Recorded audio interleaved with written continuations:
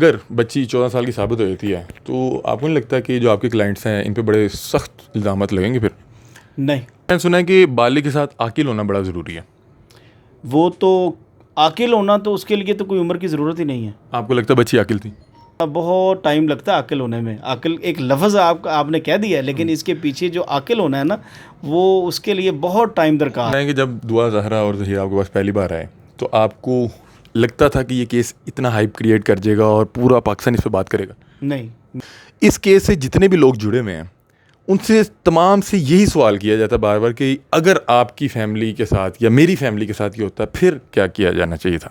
تب دیکھیں گے جی. اللہ تعالیٰ بہتر کرے جو بھی معاملات ہو. میری تو دعا ہے کہ اللہ تعالیٰ کسی فیملی کے ساتھ ایسا کوئی معاملہ نہ کرے. میرے خیال میں یہ جنگ اب ظہیر کی اور مہدی کاظمی صاحب کی نہیں ہے، یہ اب دعا کی اور مہدی کاظمی صاحب کی ہو گئی ہے. السلام علیکم ناظرین، میں ہوں آپ کا میزبان علی حمزہ اور آپ دیکھ رہے ہیں میرا یوٹیوب چینل. ناظرین، دعا زہرا کیس آپ میرے چینل پہ آپ نے اس پہ بہت سی اپڈیٹس دیکھی ہوں گی.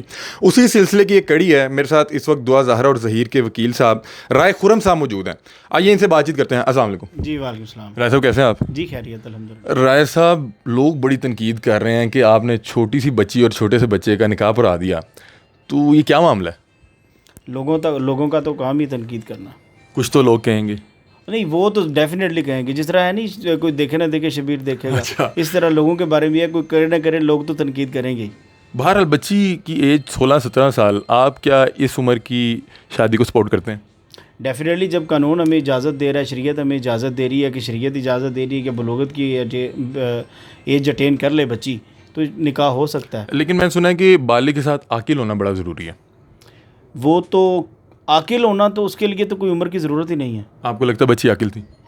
بچی کا اور کسی اور بندے کا عاقل ہونا بہت ٹائم لگتا ہے. عاقل ہونے میں عاقل ایک لفظ آپ نے کہہ دیا ہے، لیکن اس کے پیچھے جو عاقل ہونا ہے نا، وہ اس کے لیے بہت ٹائم درکار ہے. میں آپ سے صرف آپ کی رائے پوچھ رہا ہوں، کیا بچی اور بچہ عاقل تھے؟ جی ڈیفینیٹلی عاقل بالغ تھے.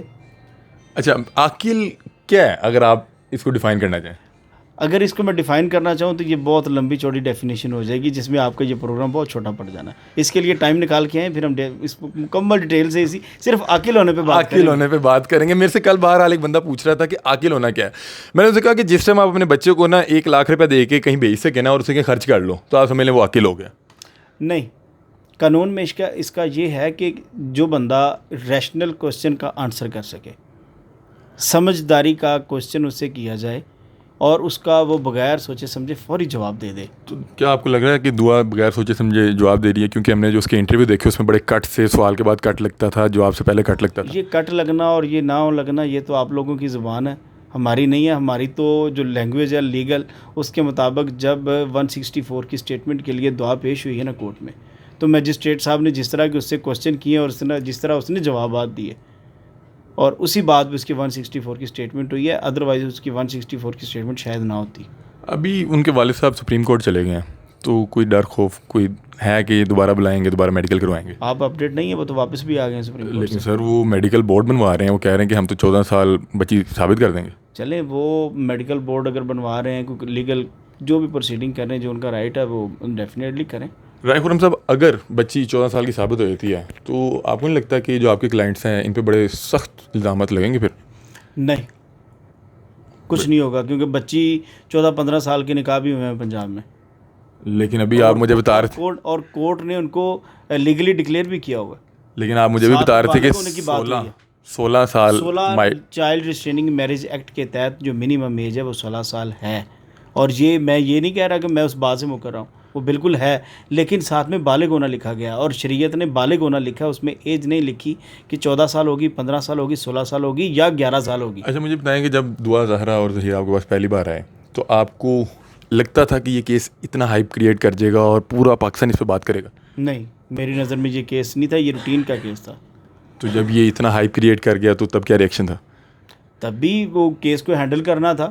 اللہ تعالیٰ کا شکر ہے، الحمدللہ ہینڈل کیا. مجھے لگتا ہے کہ جو بھی مشکل سوال لوگ کمنٹ میں پوچھیں نا، ان کا اگر آنسر دے دیا جائے تو بات ہی ختم ہو جاتی ہے. اس کیس سے جتنے بھی لوگ جڑے ہوئے ہیں ان سے تمام سے یہی سوال کیا جاتا ہے بار بار کہ اگر آپ کی فیملی کے ساتھ یا میری فیملی کے ساتھ یہ ہوتا پھر کیا کیا جانا چاہیے تھا؟ تب دیکھیں گے جی. اللہ تعالیٰ بہتر کرے جو بھی معاملات ہو. میری تو دعا ہے کہ اللہ تعالیٰ کسی فیملی کے ساتھ ایسا کوئی معاملہ نہ کرے. لیکن سر آپ نے جس طرح سے کیس ان کو جتوایا ہے، تو آپ کو نہیں لگتا کہ بہت لوگ یہ کہہ رہے ہیں کہ جو بھی بچیاں ریلیشن میں ہیں, گھر والے نہیں مان رہے یا گھر والوں سے بات نہیں کر پا رہے, ان کو یہ ایک سبق ملے گا کہ ٹھیک ہے یار چلے جاؤ, کورٹ میں نکاح بھی ہو جاتا ہے, اور پھر جو آنریبل کورٹس ہیں, جج صاحب ہیں, وہ ہمارے رائٹس پہ ہمیں فیصلہ دیتے ہیں. اگر آپ اس طرح کی بات کریں تو میرا خیال ہے کہ آپ کو ایک پروگرام اسی بات پہ کرنا چاہیے سیشن کورٹ میں آ کے, لاہور کی جی سول کورٹ میں لاہور کی کرنا چاہیے, اور ضلع کچہری میں, اور 2 ڈفرینٹ ماڈل ٹاؤن اور کینٹ کچہری میں. تو آپ کو پتہ چل جائے گا کہ ریشو کیا آ رہی ہے, اس کیس سے پہلے کی ریشو کیا ہے اور اب کی کیا ہے. مطلب کہ بہت تعداد میں اس طرح کے کیسز آتے ہیں ڈیلی بیسس پہ. ڈیلی روٹین پہ آپ دیکھ لیں, جا کے خود ہی دیکھ لیں, اور ان لوگوں کو جو یہ آپ سے کویشچن کرتے ہیں ان سے بھی ان کو بتا بھی دیں کہ یہ ہو کیا رہا ہے یہاں پہ. رائے صاحب, آپ سے تو کسی نے آپ سے مل کے تو نہیں تنقید یا کوئی نفرت کا اظہار کیا؟ نہیں, میرے ساتھ کسی نے کوئی ایسی بات نہیں. یہ آپ کے لیے ایک پروفیشنل کیس تھا؟ جو میرے لیے پروفیشنل کیس تھا, اور اس کو پروفیشنلی طور پہ میں نے کیا. تو آپ اس کیس کا اینڈ کیا دیکھ رہے ہیں؟ اینڈ تو ہو چکا ہے, یہ اینڈ ہے, یہ اینڈ کیا, اس کے علاوہ اب کیا ہونا ہے. والدین نے جو قرآن پاک سر پہ رکھ کے کچھ باتیں کہی کہ بچی نے ہم سے تو شادی کی ڈسکس ہی نہیں کیا تھا, اور مجھے تو کچھ بھی نہیں پتا تھا اس کے جانے سے پہلے تک, اور جو یہ الزامہ لگا رہی ہے وہ غلط ہے. یہ باپ بیٹی کے درمیان کا معاملہ ہے, میرا نہیں ہے. دیکھیں, میں نے تب بات کی تھی جب انہوں نے قرآن نہیں اٹھایا تھا, قرآن کی قسم نہیں نا جب اٹھائی, جی تب اس سے پہلے میں نے دعا کی بات کی ہے کہ دعا نے مجھے بتایا کہ میں نے اپنے والدین سے بات کی تھی, یہ سارا کچھ. لیکن اب نہیں میں بات کرنے والا, کیونکہ وجہ کہ یہ باپ بیٹی کا معاملہ ہے, باپ بیٹی کے درمیان ایک سچائی کا یا جھوٹ کا معاملہ ہے. اب مجھے اس سے کوئی کنسرن نہیں ہے. سر, یہ جو روز دعا کہیں بیٹھ کے اپنے والد کے متعلق کوئی انکشاف کر دیتی ہے کہ انہوں نے پیسے بھی دینے ہیں, کوئی پلاٹ کا مسئلہ ہے, بھاگ کے شادی کی ہے, آپ کو نہیں لگتا کہ یہ تو معاملہ بجائے کہ سولو کرنے کے مزید الجھائے گا؟ میرے خیال میں یہ جنگ اب ظہیر کی اور مہدی کاظمی صاحب کی نہیں ہے, یہ اب دعا کی اور مہدی کاظمی صاحب کی ہو گئی ہے. سر, آپ صلح کیوں نہیں کروائے تھے؟ آپ صلح کیوں نہیں کروائے تھے؟ صلح کے لیے اگر کوئی بندہ میرے لیے, کوئی پیٹنٹ بندہ صلح کے لیے آئے گا تو میں ڈیفینیٹلی کوشش کروں گا. آپ ظہیر کی فیملی کی طرف سے ذمہ داری اٹھا سکتے ہیں؟ ذمہ داری نہیں اٹھاؤں گا, میں اپنی پوری کوشش کروں گا اگر کوئی پیٹنٹ میرے پاس بندہ آتا ہے. بہت شکریہ جی. تو ناظرین, یہ تھے رائے خرم صاحب, اپنی رائے کا اظہار کر رہے تھے دعا زہرا اور ظہیر کیس کے متعلق. اپنی رائے سے کمنٹ سیکشن میں ضرور آگاہ کیجیے گا. تب تک کے لیے اپنے میزبان علی حمزہ کو دیجیے اجازت. اللہ حافظ.